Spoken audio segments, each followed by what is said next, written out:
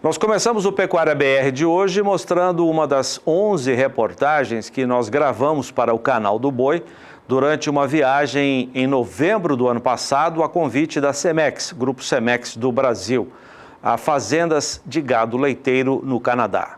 11 propriedades, como eu disse, nas províncias de Ontário e também em Quebec. Na reportagem agora, você confere tudo sobre a fazenda Crow Valley. Nós estamos na propriedade da família Crowley, Crow Valley, especializada na criação e produção de leite da raça holandesa. Estamos em Hastings, província de Ontário, no Canadá. E aqui tem de especial, esse conjunto todo foi inaugurado em 2017. Aqui você tem as vacas, todas premiadas, você tem a premiação dessa fazenda, que é uma das grandes referências na produção do gado holandês, mas tem tudo muito semelhante a tantas outras fazendas de criação leiteira aqui no Canadá.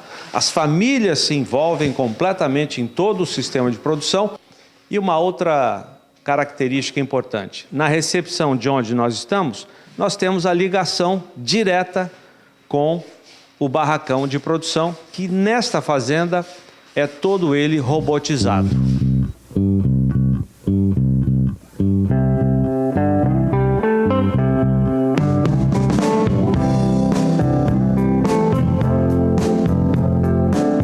A Crow Valley é uma das fazendas fornecedoras de embriões de gado leiteiro para o Brasil por meio do Grupo Cemex. Em fevereiro de 2017 foram inauguradas as novas instalações da propriedade, mais modernas e espaçosas com 2 unidades de robôs. Tudo muito bem arejado de forma a garantir conforto e bem-estar a quem passa o tempo todo no celeiro.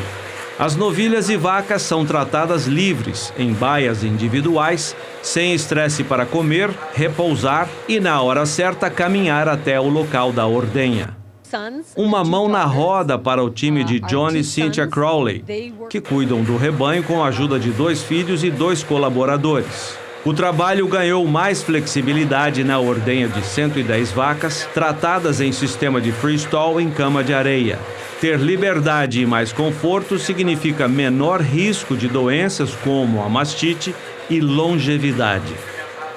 O investimento deu tão certo que uma terceira unidade de robôs já está no planejamento da família Crowley, que pretende dobrar o número de animais em ordenha.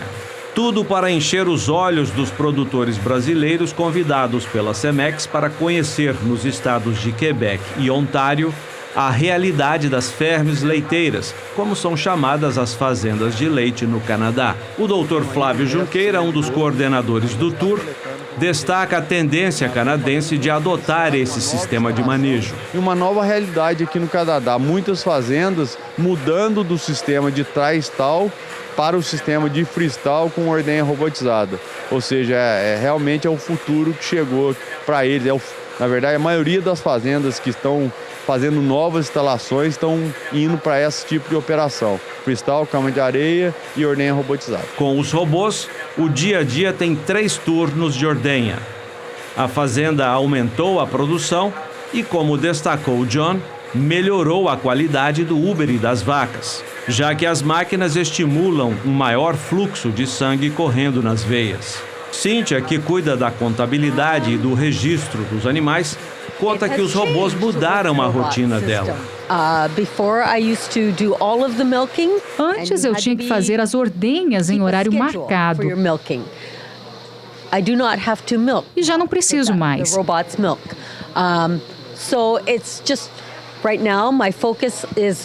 Meu foco agora é fazer com que as bezerras tenham um melhor começo para se tornarem animais produtivos na vida delas mais tarde.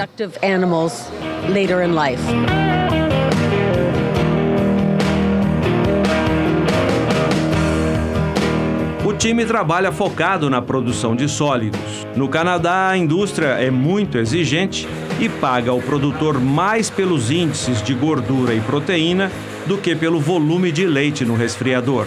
John Crowley explica que o consumidor está bem informado da composição dos produtos que consome. As pessoas sabem que o leite de qualidade é separado em manteiga e proteína e temos que caminhar nesse sentido. A Crow Valley tem foco na conformação dos animais. John é profundo conhecedor do assunto. Já julgou em exposições em 15 países, um deles o Brasil, onde atuou 2 vezes. No Canadá, foi jurado na segunda maior do holandês no mundo, a Royal Winter Fair em Toronto, em 2013. Ele insemina a vacada com metade do material genético de touros provados e metade de touros genômicos, que são avaliados por mapeamento genético no DNA. Mas sempre buscando o equilíbrio na escolha dos touros mais bem avaliados para tipo e produção. Os principais touros que ele está usando no momento, Dorma e Solomon. E tem muitas filhas ainda de estar coletando, tem ainda um resto de sêmen de Golden, ainda está coletando com Braidale Golden. Do total do rebanho em lactação, 44 vacas são classificadas como excelentes, das quais 17 são excelentes múltiplas, aquelas que permanecem excelentes durante partos seguidos.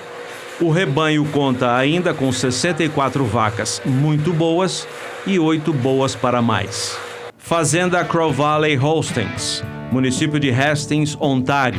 110 vacas em lactação em área de 526 hectares. 2 empregados. Tipo de instalação freestall em piso de cama de areia. Lactação anual em 305 dias, 11.800 quilos, média por animal. A lactação média diária, 40 quilos por animal, com 4,3% de gordura e 3,5% de proteína.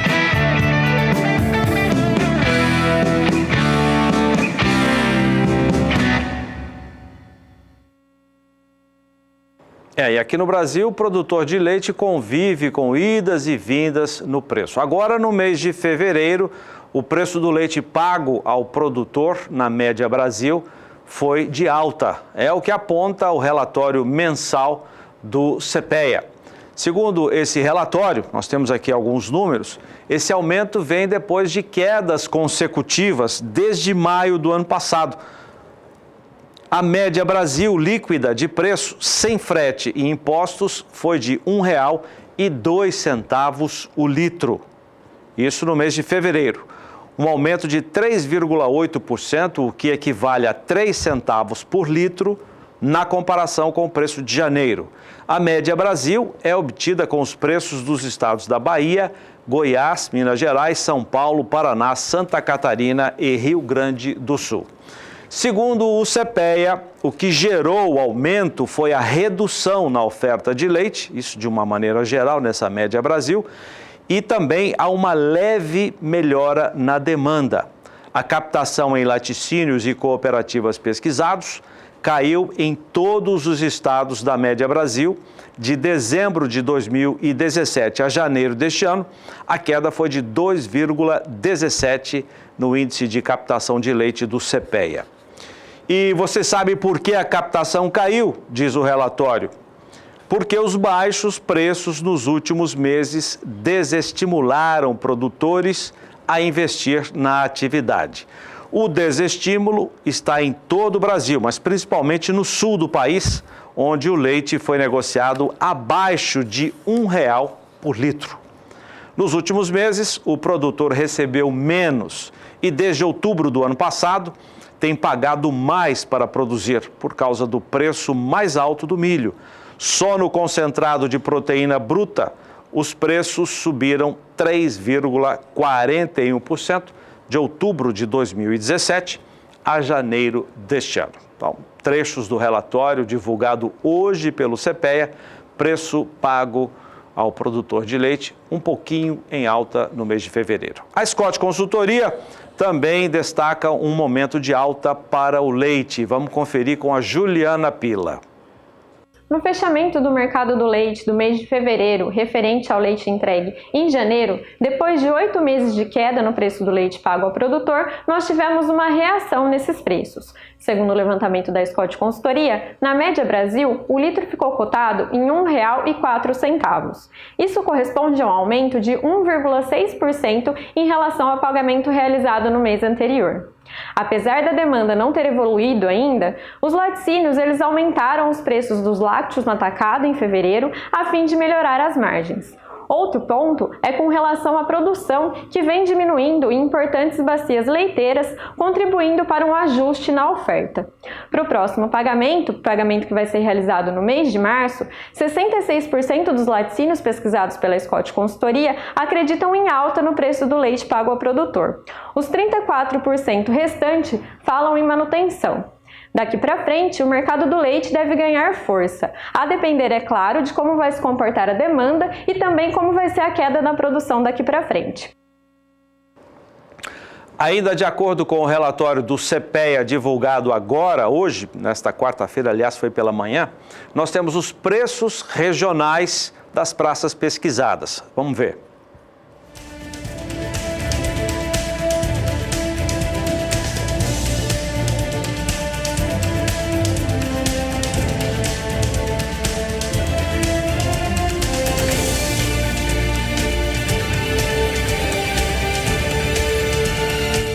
Vou mostrar agora as imagens corretas do leilão que você vai ver hoje à noite aqui conosco. Gado de corte da Leilosat, pecuária forte. Esse é um dos lotes que estarão em oferta hoje à noite às 8h30, horário de Brasília, aqui conosco. Nós vamos para o intervalo comercial com essas imagens. Daqui a pouco as informações de mercado direto da Bolsa em São Paulo. A previsão de bom tempo para as pastagens, principalmente da região sudeste do país, ainda é boa, ainda se mantém com chuvas previstas por aí. Vamos trazer o tempo para o Centro-Sul com a Juliana Rezende.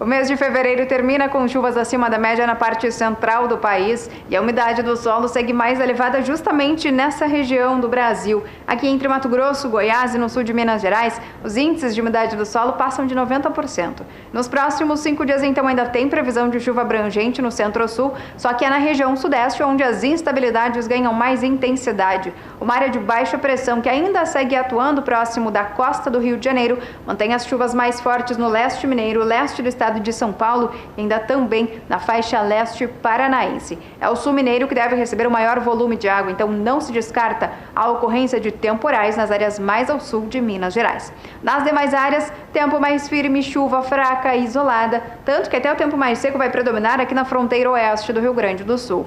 No decorrer da segunda semana, tempo firme agora ainda no Rio Grande do Sul, só que dessa vez no extremo sul gaúcho. E as instabilidades voltam a ganhar força na parte central do país. É o novo corredor de umidade que vai passar a atuar, transportar mais umidade da Amazônia para a região central e aumentar a quantidade de chuvas e também de acumulados de água. No decorrer do terceiro e último período, as chuvas seguem intensas na parte central do país. Mato Grosso, Goiás e o norte de Minas Gerais é que devem ser os estados que mais recebem as instabilidades. O volume de água no Mato Grosso pode superar até 100 milímetros em apenas 5 dias. Conforme a chuva ganha força nessa região, perde força aqui nas áreas mais ao sul. Tempo firme ainda predominando na região sul com chuva fraca e irregular. Então, no decorrer das próximas semanas, são as regiões centro-oeste e sudeste que devem receber os maiores volumes de água. Com pancadas de chuvas mais frequentes, a umidade do solo deve seguir elevada, beneficiando o setor da pecuária na região.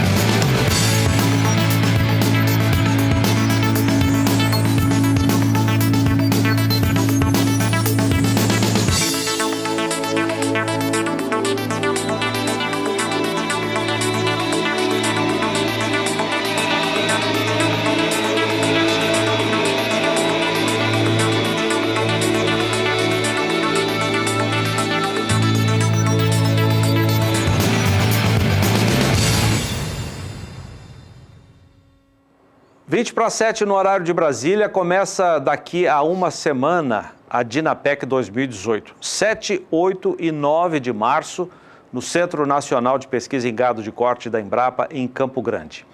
Um dos roteiros, serão vários roteiros para você que vai prestigiar a feira, é sobre novas forrageiras, os capins que entraram recentemente no mercado através das pesquisas feitas lá mesmo no centro da Embrapa, em Campo Grande. Estou aqui com o Sanzio Barrios, que é engenheiro agrônomo, pesquisador da Embrapa e vai coordenar um desses roteiros de pastagem, são vários, como eu disse, e são as novas cultivares, esse é o tema do Sanzio, novas cultivares lançadas pela Embrapa. Tudo bem? Tudo bem, Zaidan. Muito obrigado pela sua presença. A gente que agradece. Como é que está o roteiro? Está preparado? Está tudo pronto? Sim, estamos a todo vapor, né? Como você mesmo disse, o roteiro Novas Cultivares é um dos roteiros, né? Então, a Embrapa Gado de Corte é toda a cadeia de produção da carne, então envolve a forrageira, envolve o animal, reprodução, melhoramento animal, sanidade, socioeconomia, enfim, diversas áreas aí voltadas exclusivamente no roteiro, na cadeia produtiva da carne. Que bacana. Bom, só uma informação muito importante para quem não sabe, uma forrageira dessa, um capim novo, é lançado no mercado depois de 8, 10 anos, talvez até um pouco mais, não é? E ele trabalha exatamente com as pesquisadoras que estão desde o começo da Embrapa Gado de Corte, vamos citar a doutora Cacilda Borges do Vale, que é considerada a mãe das braquiárias, né?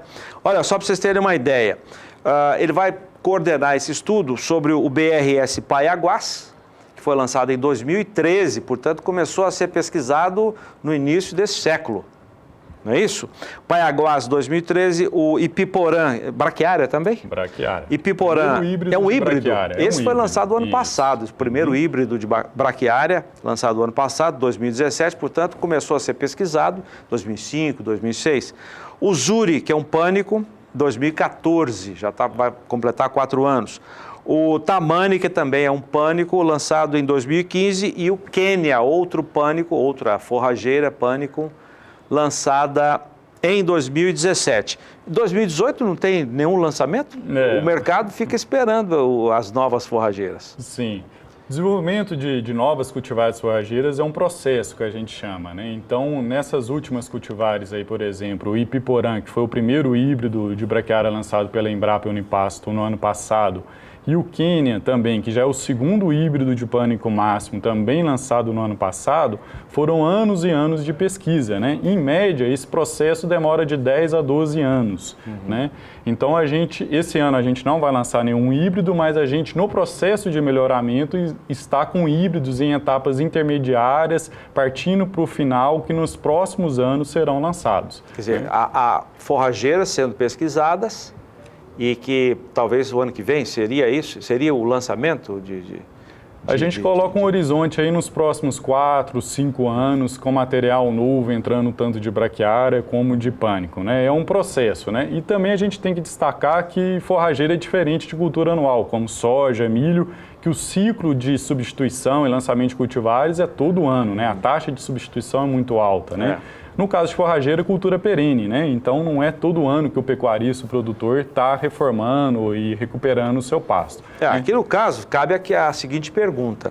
O Ipiporã foi lançado ano passado, não completou nenhum ano ainda de lançamento. O Paiaguás em 2013, 5 anos atrás. É correto, alguém pode estar pensando assim, bom, não vou usar mais o Paiaguás porque é um capim já velho, 2013, eu vou preferir usar o Ipiporã que foi lançado ano passado. Tem esse tipo de pensamento? Quem pensa sobre isso, o que você pode esclarecer? Sim, pergunta importante, que às vezes a gente tem a tendência natural de achar que o último lançamento sempre é melhor do que os anteriores. Mas no contexto de forrageira, a gente tem que pensar que cada forrageira dessa que foi lançada tem um nicho de mercado, uma aptidão e pontos positivos, qualidades diferentes. Então, por exemplo, no caso da Paiaguás, que foi lançada em 2013, é uma braquiária brisanta para focar no uso no período seco. Tem alta produtividade no período seco, né? Já o Ipiporã é o primeiro híbrido de braquiária, tem alto valor nutritivo e altamente resistente à cigarrinha das pastagens. né? Então, são qualidades diferentes. O que a gente aconselha sempre ao produtor pecuarista é nunca ter um único tipo de cultivar, ou só marandu, ou só colonião na sua fazenda. Em si, um conjunto de cultivares. Seria o termo, né? correto? Consórcio? Na realidade, vários pastos, cada um com uma cultivar diferente, justamente para aproveitar o que cada pasto cultivar dessa tem de melhor a oferecer ao pecuarista. Aí no rodízio das pastagens, o gado um dia come um capim, come o paiaguás, amanhã ele pode estar comendo o ipiporã. Sim, tem algum certeza. problema nisso? Não, não teria problema nenhum. E é justamente isso que a gente quer. É diversificar, dar mais opções de cultivares para o pecuarista, né? A gente pode utilizar o pânico, que a aptidão é para uso intensivo no período das águas, e as braquiárias usar principalmente no período seco. Esse ipiporã, que é híbrido, resistente à cigarrinha, quão resistente ele é? Ele é altamente resistente à cigarrinha das pastagens e é o único cultivar no mercado de braquiária resistente à cigarrinha da cana-de-açúcar, do gênero Marranarva, aquela que está sendo muito comumente encontrada aqui na região centro-oeste. Então, nenhum braquiarão tem resistência a essa cigarrinha.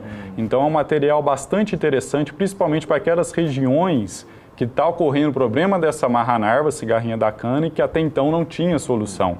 Nutritivo e resistente, o ipiporã. Exatamente, bom, isso aí. São novas forrageiras que serão não lançadas, porque já tem uma até de 5 anos atrás, mas os esclarecimentos como esses aqui, que importantes, que o Sânzio Barrios prestou, serão dados lá na Dinapec.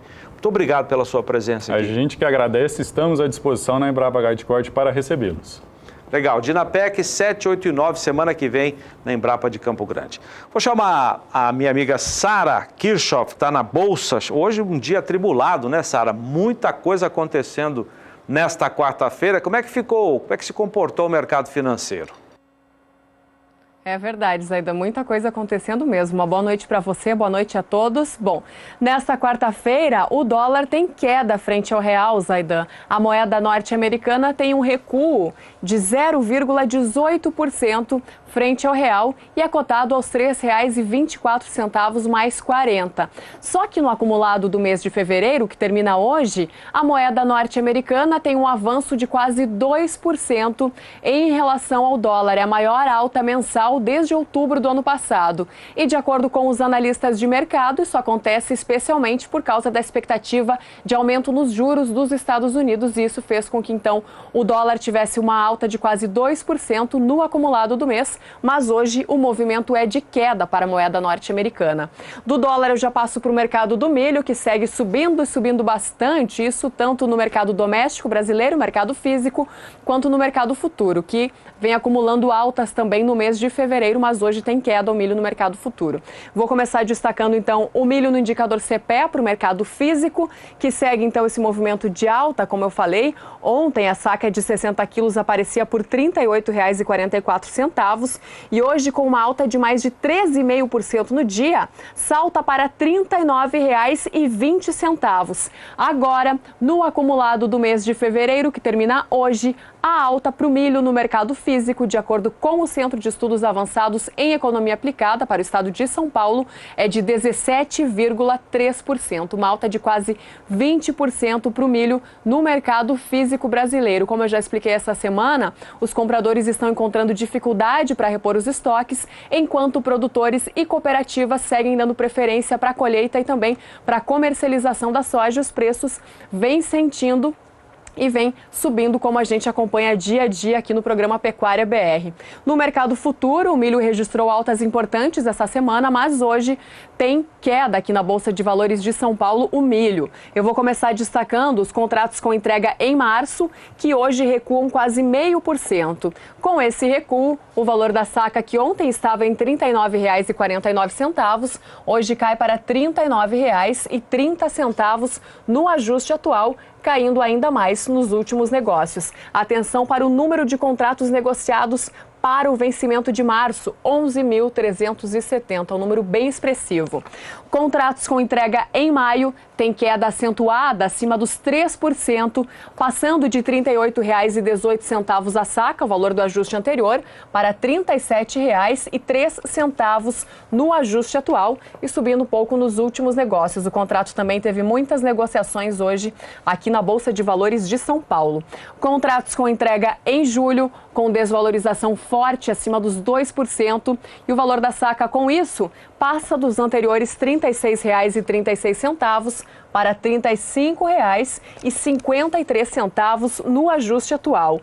E os contratos com entrega em setembro têm queda hoje de 1,5% por R$ 34,06 a saca no ajuste atual, que cai ainda mais para 34 centavos nos últimos negócios. Esse foi então o fechamento do dólar para esta quarta-feira e também do milho no mercado físico e mercado futuro. Daqui a pouquinho eu volto com mais informações aqui da Bolsa de Valores de São Paulo e agora você fica com as cotações atualizadas do milho em todo o Brasil.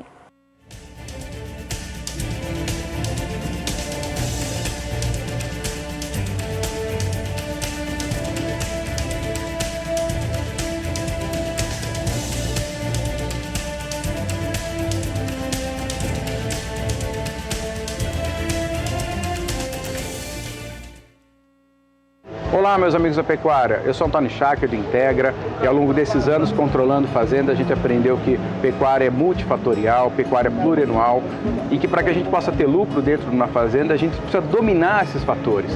E o único jeito da gente se desenvolver é a gente estudar, a gente aprender, a gente ter novas leituras sobre a nossa atividade. E é por isso que eu estou aqui hoje, para convidar vocês para o 13º Encontro de Confinamento, que vai acontecer em Ribeirão, de 14 a 16 de março agora, organizado pelo todo o time do meu amigo Coan, que vai fazer com que a gente possa debater profundamente todos os aspectos que levam ao lucro da atividade pecuária. Eu estarei lá e conto com você. Um grande abraço.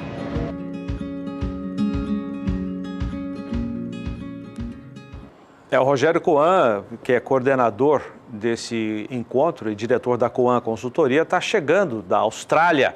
Foi visitar confinamentos por lá, com certeza com muitas novidades que serão apresentadas nos dias 14, 15 e 16. Nosso Canal do Boi estaremos lá para acompanhar esse evento em Ribeirão Preto.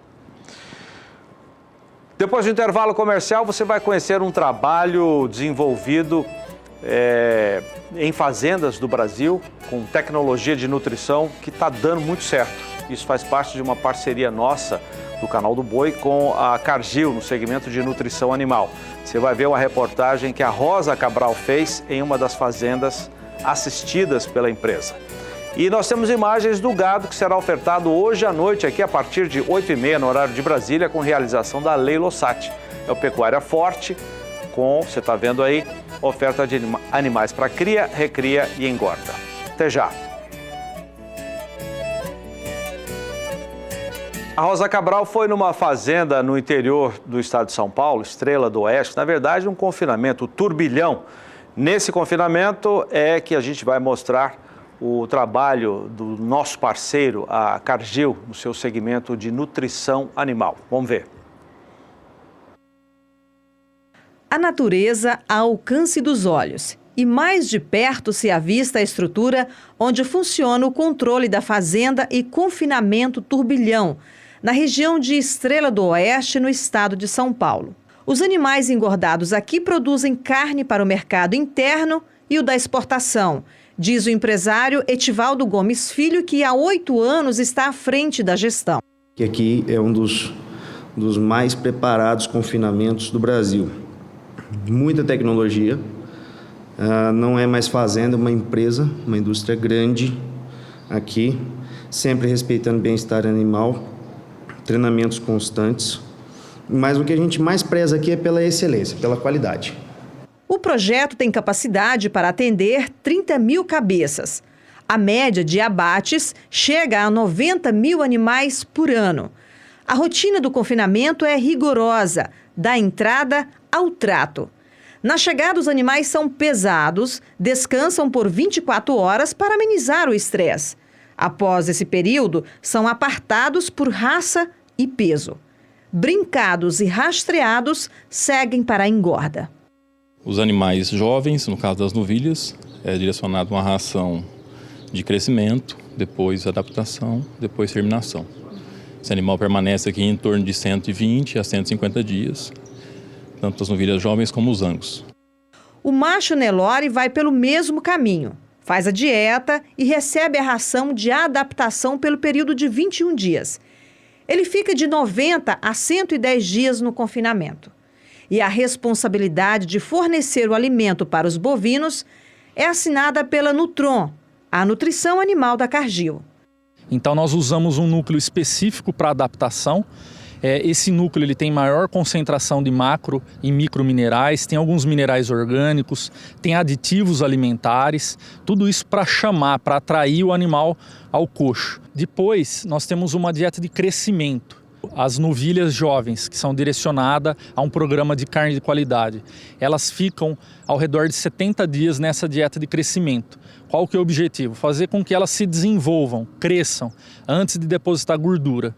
E por fim, nós usamos a dieta de terminação, com o principal objetivo de terminar a fase de deposição de gordura nesses animais. E na fase de terminação, nós também usamos um núcleo específico para terminação. No caso aqui nós utilizamos o núcleo Máxima Marathon, também é de alta tecnologia, com fonte de macro, microminerais, vitaminas e também aditivos alimentares.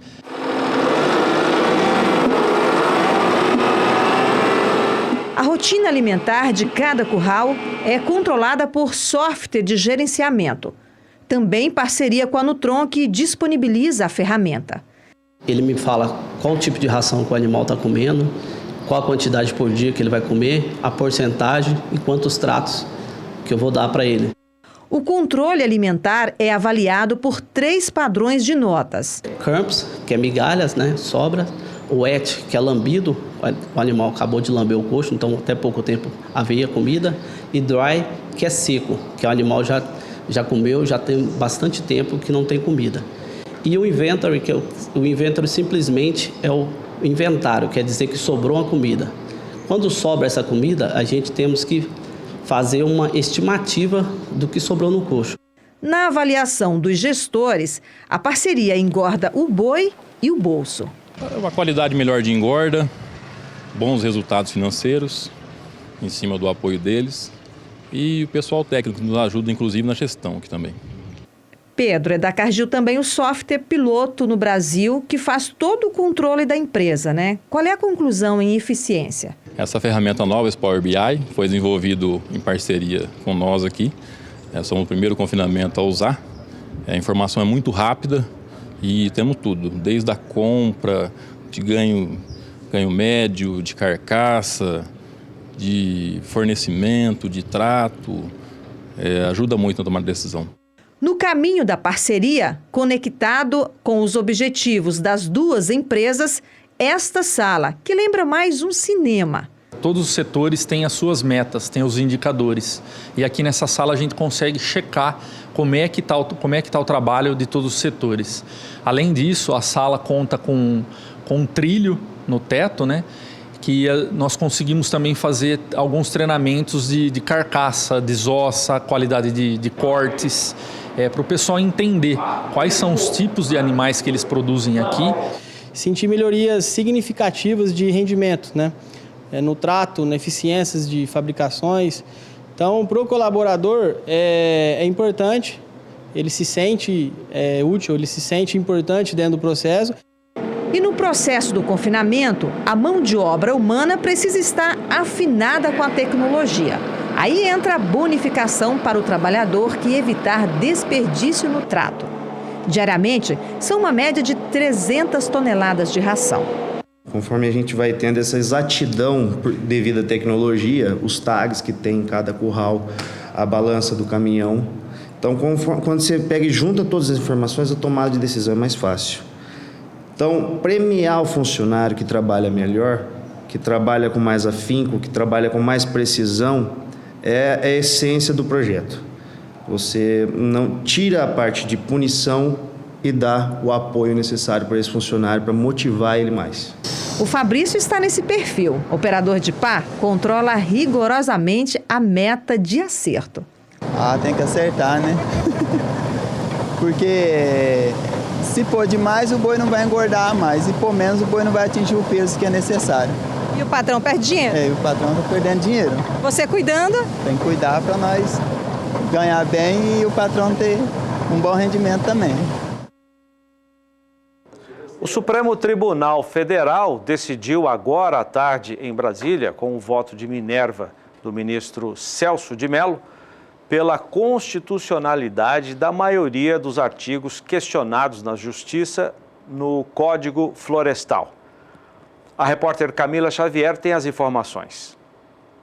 A votação foi acirrada. 6 ministros foram a favor do perdão das multas ambientais e 5 foram contra. O voto final que faltava era do decano Celso de Mello, que entendeu que o Código Florestal não concede anistia ampla.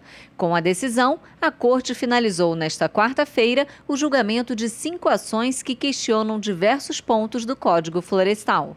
O principal ponto e mais temido pela bancada ruralista teve entendimento da Suprema Corte favorável. Os ministros consideraram que os artigos da lei que perdoam as multas de quem desmatou ilegalmente até julho de 2008, mesmo tendo aderido ao programa de regularização ambiental, não fere a Constituição. O ponto central aí é que foi interpretado que ele deveria ser multado. Ora, o código foi revisado para que o produtor pudesse regularizar.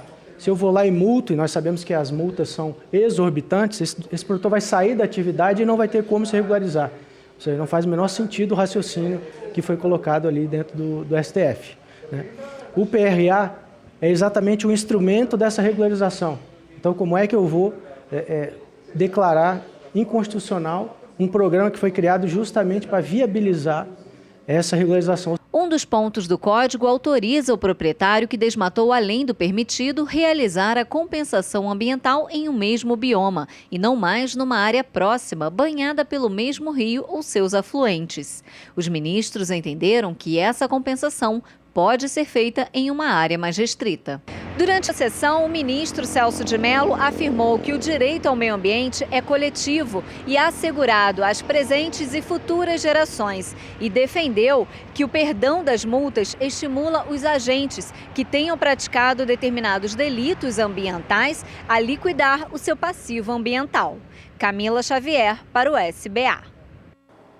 Pois é, o ministro Celso de Mello desempatou essa questão que estava trazendo muita preocupação para o setor de produção rural. Nos últimos dias, nós acompanhamos, recebemos pelas redes sociais, muitos alertas sobre o risco de insegurança jurídica caso o Supremo votasse pela inconstitucionalidade de pontos importantes, artigos importantes do Código Florestal.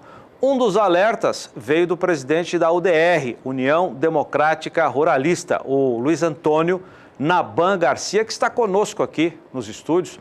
Está aqui, muito obrigado, Naban, pela sua gentileza de vir aqui num dia sempre um prazer. Que foi decisivo, né? Não tem dúvida. Ele é acompanhado do Júlio Nunes, que também é diretor da UDR, e estamos aqui com o nosso bom e sempre João Pedro. Naban, tranquilidade, paz ou sempre alerta? Lema do escoteiro. Lema do escoteiro, sempre alerta. Nós, aqui no Brasil, já estamos acostumados a essa insegurança jurídica que tem um desenrolar, às vezes, um tanto complicado e que agrava o nosso setor produtivo. Essa questão mesmo ambiental, me lembro muito bem que o saudoso deputado Moacir Miqueleto, quando o Fernando Henrique começou a fazer uma parafernália de medidas provisórias e decretos no nosso Código Florestal, que era de 1965, houve algumas alterações significativas. De modo que essa nossa discussão sobre um novo Código Florestal, ela vem desde lá de 1996, 1997, que ela vem sendo discutida. Governo Fernando Henrique Cardoso? Exatamente, desde o governo Fernando Henrique Cardoso, que começaram a ter alterações assim significativas e começou a se aprofundar esse debate. E o primeiro relator se não me falha a memória, foi o saudoso deputado Moacir Miqueleto, do Paraná.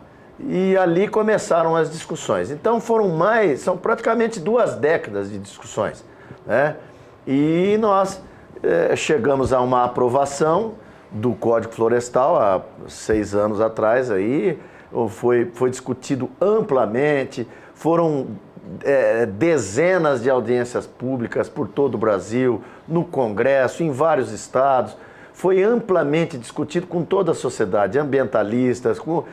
O Congresso abriu um leque de discussões para chegarmos a um consenso e assim, soberanamente, o Congresso fazer o seu papel, aprovar o novo Código Florestal. Agora, é impossível que praticamente 6 anos depois, nós sofremos uma mudança, porque o produtor, ele acreditou na soberania do Congresso Nacional, respaldado pelo Executivo, que sancionou a lei, e aí ele começou a aderir ao chamado CAR. Então ele foi lá, mostrou tudo que ele tinha, ele inclusive, essa questão de anistia não é bem assim, porque se houve uma irregularidade antes de 2008, é justamente ao contrário, é um benefício ao meio ambiente. Por quê? Porque aí o produtor, ao invés de ir lá e pagar uma multa, e que normalmente os nossos cofres públicos são alvos de corrupção, de desvio de verba pública, etc., o que ficava para o produtor? Ele tinha aquele compromisso de converter aquela autuação, aquela multa dele, em benefício ambiental. Então é justamente o contrário, não tem nada de anistia. Anistia é a palavra que alguns usam, mas na verdade era um benefício ambiental à própria sociedade, ao próprio país. Tá. Deixa eu ver, o João, se você quer comentar, eu queria também ouvir o Júlio Nunes, que é diretor da UDR e é também na regional de Mato Grosso do Sul, presidente do movimento chamado de produtores independentes. Sua avaliação, o que seus companheiros do Estado estão achando dessa decisão tomada hoje? O Zaidan, é o que o Naban falou aí, né? A gente ia ficar numa situação onde o produtor rural, falando criminalmente, fez uma delação premiada, né? Em troca do que foi combinado, amplamente debatido, como o Naban disse, e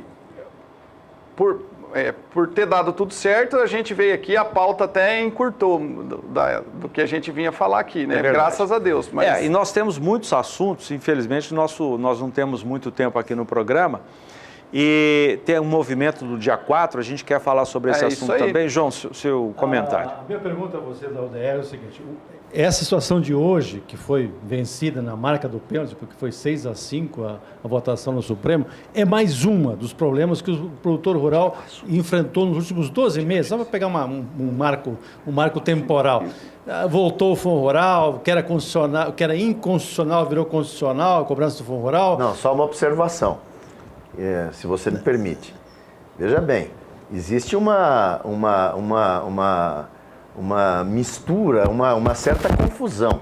Nós não temos um trânsito em julgado ainda do que o Supremo Tribunal decidiu sobre a questão do Fundo Rural. Tem muita gente que diz assim, olha, o Supremo já julgou constitucional a cobrança do Fundo Rural. Não, tem os embargos de declaração que ainda estão são vários embargos que ainda aguardam o julgamento. O que estou referindo é problemas que enfrenta o setor rural. O Fundo Rural é como não está resolvido, a questão das delações, corrupção, problema de fiscais, carne fraca, a conta vai para o produtor, sempre, a conta vai para ele. O ano passado chegou boi valer em São Paulo 125 em função de toda essa confusão que deu. A minha pergunta é o seguinte, em frente a todos esses problemas que hoje o setor rural está enfrentando, o produtor rural, ele está participando ativamente das associações, das suas entidades, para brigar em conjunto, já que sozinho ele não tem força para brigar? Eu emendo uma pergunta, já aproveitando esse gancho, falando sobre o dia 4 de abril. Nós já estamos até encaminhando para o final dessa conversa. Dia 4 de abril vai ter um movimento que supostamente vai reunir esses grupos, associações que o João mencionou. Olha, dia 4 de abril, está aqui o Júlio, que é o nosso representante aqui no estado do Mato Grosso do Sul, aproveitando aqui essa oportunidade que o canal do Boi nos traz, o Sistema Brasileiro de Comunicações aqui, então nós queremos fazer um convite a todos os produtores, principalmente aqui do Mato Grosso do Sul e de todo o Brasil. Nós vamos fazer um grande encontro e uma grande manifestação, como diz você. Ultimamente, nós só temos tido problemas. Infelizmente, está faltando uma certa representatividade. Essa questão do Fundo Rural foi uma coisa que pegou o produtor rural, como diz o velho provérbio caboclo, de calça curta. Então, dia 4 de abril, entre outras coisas, nós vamos tratar de Fundo Rural, mas o que está criando hoje é um verdadeiro estado policialesco e confiscatório em cima do produtor rural que não aguenta mais. Questão ambiental, questão tributária, questão trabalhista. Criam aí através de uma portaria onde um fiscal do trabalho chega lá e pode ele mesmo, passando por cima do judiciário, de tudo dizer, esse proprietário aqui é escravagista. Está praticando trabalho análogo à escravidão. Isso é um absurdo, é inaceitável. Nós precisamos mudar essa concepção. Produtor rural traz grandeza para o país. Esse país, aliás, só não entrou em colapso total graças ao setor produtivo do campo. E esse setor não pode ser penalizado, não pode ter um estado discriminatório, confiscatório em cima dele. Não, ele precisa ter segurança. Uma verdadeira insegurança jurídica e econômica ao país, que envolve a questão socioeconômica do país, sem dúvida alguma. Então, dia 4 de abril, um grande encontro nacional. Está aqui o Júlio que vai terminar o convite. Você, sou uma eu já te agradeço demais, viu, Naban, pela gentileza de vir aqui. Nós, Aidan. Nós é que temos... E aqui a casa é sua. Muito obrigado. Venha sempre que puder. Júlio, por favor. Respondendo o que ele disse, em resumo, a questão do marco temporal está no STF, a questão quilombola já foi julgado, a questão do Código Florestal, a questão do Fundo Rural está no STF, que vai julgar os embargos. Então, o que ele perguntou, hoje a gente, você pega o STF, hoje estão legislando, né? Então, e o produtor, né, sofre pela posição ideológica de grande maioria, né, que a gente vem há 20 anos de governo socialista, então o produtor rural sofre com essas decisões, que tem muita decisão ideológica. E quanto ao encontro, eu peço para os produtores rurais dos municípios que cobrem seu sindicato rural, né? O produtor rural cobre o sindicato rural dele, que ele se manifeste, até porque esse cordão umbilical com a FamaSul, que eles tinham financeiramente, isso foi cortado, os caras não se atentaram. E as outras federações também, não? Também, sim. O sistema sindical. No geral, eles têm que dar Muito obrigado. Muito obrigado mesmo pela presença de vocês. João, obrigado também. Sucesso. Agradeço. Tá? Obrigado Naban Garcia, presidente da UDR, Júlio Nunes, também diretor da União Democrática Ruralista. Muito obrigado pela sua entrevista. Nós que agradecemos. São 7h15, intervalo comercial. Daqui a pouco nós vamos falar de Guzerá. Guzerá IT. Até já. Em visita hoje ao INMET, um instituto que fornece dados para previsão de meteorologia para todo mundo aqui no país, o ministro da Agricultura, Blairo Maggi, disse que o órgão precisa de investimentos. Num vídeo distribuído em rede social, o ministro fala mais sobre essa necessidade.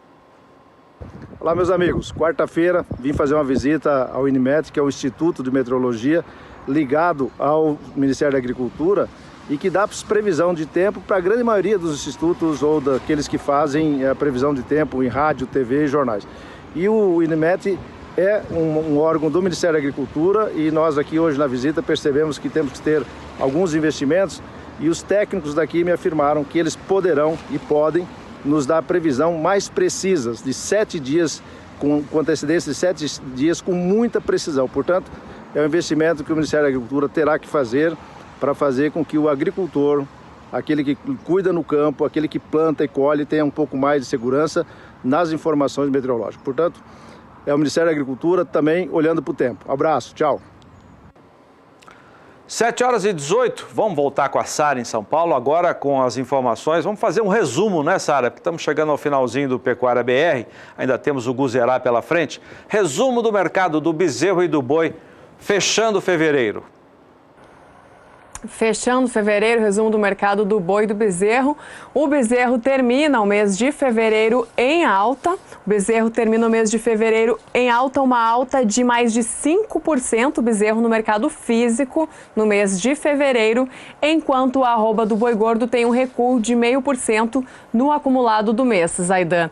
De acordo com o Safras e Mercado, o analista de Safras e Mercado, Fernando Henrique Iglesias, o boi gordo está tendo lento escoamento e isso está se refletindo especialmente no mercado físico. E os pecuaristas e os frigoríficos começam novamente a se depararem com impasses. De acordo com o analista, os frigoríficos estão operando com escalas de abate encurtadas, posicionadas entre 2 e 3 dias úteis na grande maioria dos casos. Dito isso, vamos então para as cotações atualizadas do bezerro e boi gordo nesta quarta-feira, começando com o preço do bezerro no indicador CPE, o Centro de Estudos Avançados em Economia Aplicada. Hoje, o preço do bezerro tem uma queda no indicador CPE, uma queda acima de 0,5% e com isso o valor do bezerro fica em R$ 1.205,24 aí no estado de Mato Grosso do Sul. Preço do bezerro por cabeça no indicador CPE. Em queda hoje, mas como eu já falei, no acumulado do mês de fevereiro, que se encerra nesta quarta-feira, o bezerro tem uma alta acima de 5% no mercado físico brasileiro. A arroba do boi gordo também registra queda hoje e passa dos R$ 146,00, que era a cotação de ontem, para R$ 145,15, uma queda de 0,5% no dia e também, como eu já falei, de 0,5% no acumulado do mês de fevereiro, a arroba do boi gordo em São Paulo. No mercado físico, nós vamos destacar o contrato que vence em março deste ano, que hoje sobe aqui na B3 em São Paulo, com uma alta de 0,17%. Alta para o contrato de março no mercado futuro do boi gordo nesta quarta-feira. Está falando aqui da Bolsa de Valores de São Paulo. Com isso, eu vou encerrando minha participação por aqui hoje, Zaidan. Boa noite para você mais uma vez, boa noite para você de casa também. Valeu, obrigado, Sara. Agora as cotações das nossas fontes de apuração, começando com a Scott Consultoria, que traz os números para uma boiada comum. Vamos começar pelo Sul. Preço à vista, livre de fundo rural. Você tem as 3 praças na sua tela. Já podemos ir para a região norte. Boiada comum, estão aí os preços apurados pela Scott Consultoria. Nordeste agora. No Centro-Oeste nós temos 2 telas. Primeiro Goiás e Mato Grosso do Sul. Então aí as praças e depois a praça de Mato Grosso.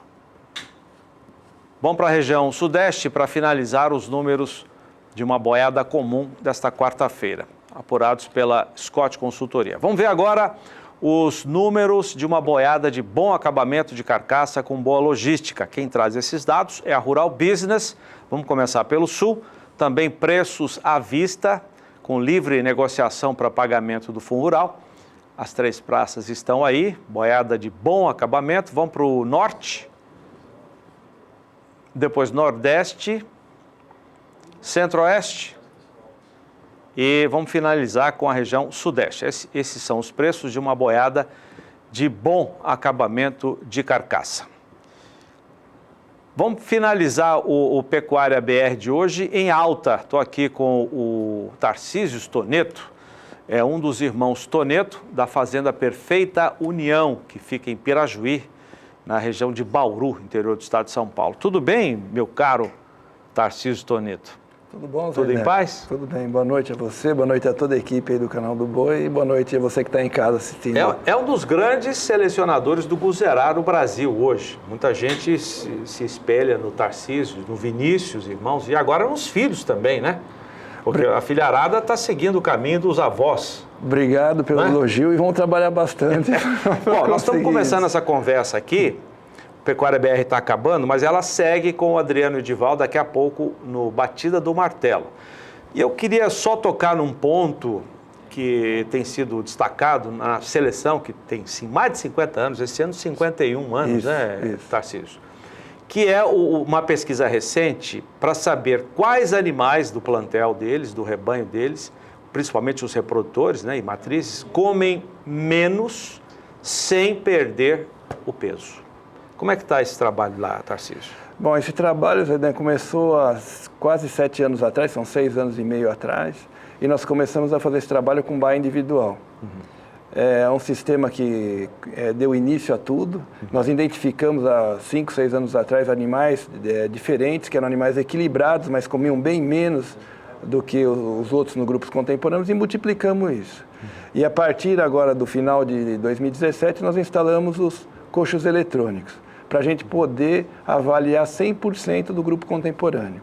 Eles têm sensores, o gado passa, eles já medem peso? Isso, na verdade é um coxo que é um coxo balança, onde você coloca um brinco com um chip no animal, e toda vez que ele passa no sensor, ele acusa a identificação, ele identifica o animal e mede o que o animal comeu. Então, você está em qualquer lugar hoje do mundo, você acessa a internet, você sabe quanto cada animal comeu, a que hora que colocou a ração no coxo. Então, é um negócio muito bacana. E o mais interessante de tudo isso, que agora nessa prova, é a 20ª prova que nós fizemos de eficiência alimentar. A grande maioria dos animais já são filhos daqueles animais que foram identificados no começo. E como é que está essa identificação? Porque vocês identificaram lá atrás, esse touro come menos, não perde peso, pode até ganhar peso, ele vai transmitir isso para os filhos. Isso está sendo comprovado nos filhos? Dos animais que saíram da prova, 27% dos animais foram elite para margem arroba. Margem arroba para margem arroba. O que é? Margem arroba é uma medida objetiva que o resultado econômico que o animal deu durante a prova. Que na verdade é o que a gente quer, né? Mais lucratividade. O que é? Um peso maior? É isso? Não, é um lucro maior por animal. Isso já falando em dinheiro. Isso, falando em dinheiro. Já é um resumo da eficiência alimentar com cobertura de gordura, com área de lombo, com ganho de peso. Tá. 36% dos animais foram superiores. Nenhum animal foi inferior para a eficiência alimentar. Nenhum foi. Todos os animais, nenhum deu prejuízo. Porque num grupo grande de animais, não é todos os animais que dão lucro. Tem os animais que dão bastante lucro, tem animais que dão pouco prejuízo e você tem uma média. Quer dizer, esses touros que dão esse pouco de prejuízo, você descarta? Foram descartados e nem foram comercializados. Mas toda a prova vinha tendo um outro e era descartado. Essa daqui nenhum animal deu prejuízo. É um negócio muito bacana. Você faz 2 leilões conosco todo. Isso, o ano passado 2 ou 3. 2 ou 3, quer dizer, esses touros não entram na relação. E um negócio muito bacana que, mesmo comendo menos, nós tivemos um ganho, nós tivemos 1,8 kg de ganho médio por dia, que está acima da média das outras provas. Nós não tivemos perda nenhuma em área de olho de lombo, cobertura de gordura, perímetro escrotal. Então, quer dizer, está comendo menos, nós estamos ganhando mais dinheiro e eles estão produzindo a mesma coisa que eles vinham produzindo antes. O mais importante é que você está identificando os animais que vão ter um potencial grande para transmitir, dar essa herança para os filhos. Na verdade, nós estamos em busca da sustentabilidade econômica e ambiental da pecuária. Mas você não está sozinho nisso, né, Tarcísio? Você tem um time grande de pesquisadores. Não, então, quando fala assim que a gente é um grande produtor de guzerá, né, a gente parece ser grande, porque a gente aparece bastante por causa das parcerias que a gente tem. Esse trabalho é coordenado pela Universidade da Califórnia. Nós conseguimos, nós fomos meio que adotados pelo professor Bento da USP de José Bento Ferraz. Inclusive está amarrando todo esse trabalho com avaliação genômica e agora também maciez de carne. Nós vamos gerar dados já a primeira abate dia 14 agora. Eu comi uma picanha que vocês produziram lá, muito boa, viu? Estava boa. Isso é ótimo. Então, mas nós vamos tentar melhorar ela mais ainda. Bom, né? E é macia. Porque agora também a gente vai identificar os animais agora que comem menos, que tem todo aquele trabalho de 51 anos atrás para ganho de peso, cobertura de gordura, marmoreio e também procurar os animais que têm uma carne mais macia. Né? Que é uma coisa, o Brasil é o maior exportador de carne do mundo hoje, mas nosso preço tem muito a melhorar ainda, a gente pode ganhar muito nisso. Tanto em produção como em qualidade, com melhor rentabilidade na hora de vender nossa carne lá fora e aqui dentro também. Legal.